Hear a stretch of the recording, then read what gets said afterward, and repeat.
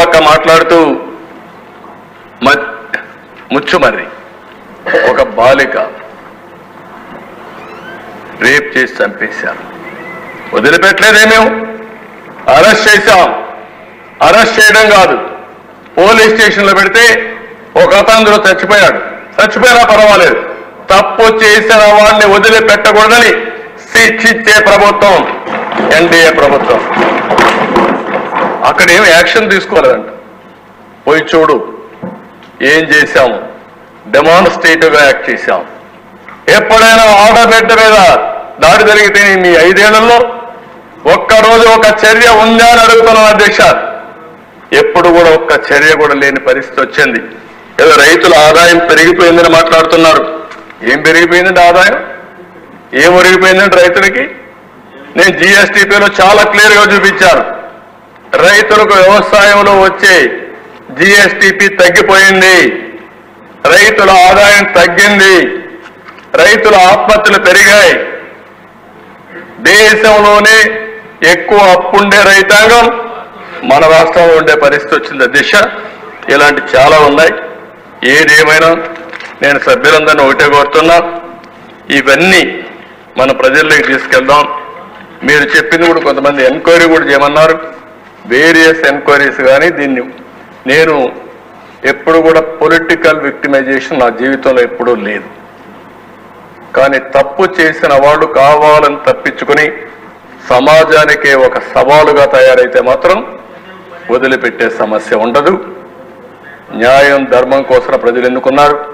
ఆ న్యాయం ధర్మాన్ని కాపాడడానికి సర్వ విధాల ప్రయత్నం చేస్తానని చెప్పి మీకు అందరికీ తెలియజేసుకుంటూ నేను మళ్ళీ అడుగుతున్నా ఈ సభ ద్వారా, ఏమాత్రం విశ్వసనీయత ఈ వైఎస్ఆర్ కాంగ్రెస్ పార్టీకి ఉంటే, అది ఒక రాజకీయ పార్టీగా ఉండాలనుకుంటే 36 పేర్లు పంపించండి. 36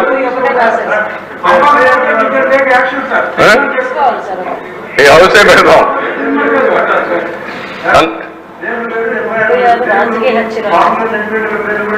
ఆ పేర్లు ఇస్తే దానిపైన మన పేర్లు అంట కదా ఎఫ్ఐఆర్ లో ఉంటుంది కదా, ఎఫ్ఐఆర్ కూడా ఏమంటాం వాళ్ళని, వాళ్ళు కూడా ఎఫ్ఐఆర్ కూడా ఏమంటాం. 36 మంది పేర్లు, అదే 36 రాజకీయ హత్యలు ఎఫ్ఐఆర్లు కూడా ఇమ్మని డిమాండ్ చేస్తున్నా. అది ఇచ్చిన తర్వాత తెలుస్తుంది. అంటే అధ్యక్ష చాలా జీవితాంత అబద్ధాలు చెప్పి అబద్ధాల పునాదుల పైన పార్టీ పెట్టి ఆ అబద్ధాలపైన బతికి ప్రజల్ని మోసం చేసిన వాళ్ళు ఇవన్నీ మాట్లాడుతూ ఉంటారు అధ్యక్ష. నా స్థాయికి నేను మాట్లాడకూడదు అనుకున్నారు, కానీ నేను మాట్లాడకపోతే కూడా హిస్టారికల్ మిస్టేక్ అవుతుందనే ఉద్దేశంతోనే I want to straight the record. లేకపోతే నేను మాట్లాడేవాడుగా నా జీవితంలో ఎప్పుడు నేను ఇవన్నీ మాట్లాడలేదు. ఆ రోజు ఉండే నాయకులు హుందాతనంగా బిహేవ్ చేశారు. ఇక్కడ హుందానే లేదు, పద్ధతి లేని వాళ్ళు వచ్చారు. అలాంటి వాళ్ళు వచ్చినప్పుడు ప్రజాస్వామ్యానికే కాదు సమాజానికే చాలా ప్రమాదం దిశ. అందుకే నేను కోరుతున్నా, చేసిన డ్యామేజ్ చాలా చేశారు, కానీ మనందరి మీద బాధ్యత ఉంది. వాళ్ళు చేశారు కాబట్టి మేమేం చేయలేమంటే మనల్ని ప్రజలు అప్రిషియేట్ చేయరు. ఒక పక్క వాళ్ళ ఎండగడుతూనే ఒక పక్క తప్పుల్ని ఖండిస్తూ శిక్షిస్తూ అదే సమయంలో ప్రజలకు మనం ఇచ్చిన హామీలు నిలబెట్టుకోవడానికి రాత్రింబగళ్ళు పనిచేస్తాం. ఈ చర్చలు కూడా 7 పేపర్లని రాష్ట్రం మొత్తం చర్చిద్దాం, వాళ్ళ ఐడియాస్ కూడా తీసుకుందాం. మీరు కూడా మీ ఆలోచనలు ఇవ్వండి.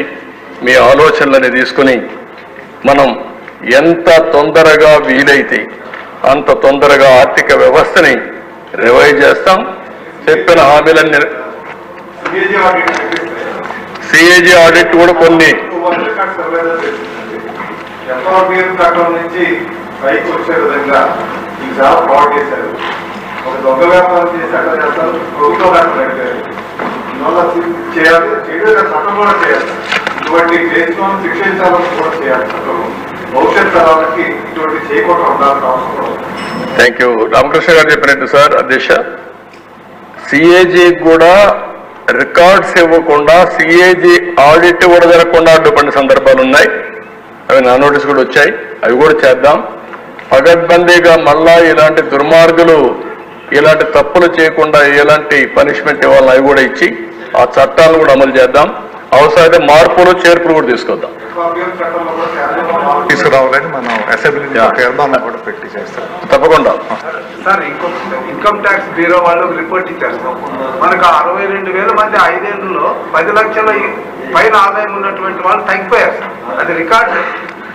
అంటే మీకు ఒక్కటి కాదు, విధ్వంసంలో చాలా జరిగింది, దాంట్లో సెకండ్ థాట్ లేదు.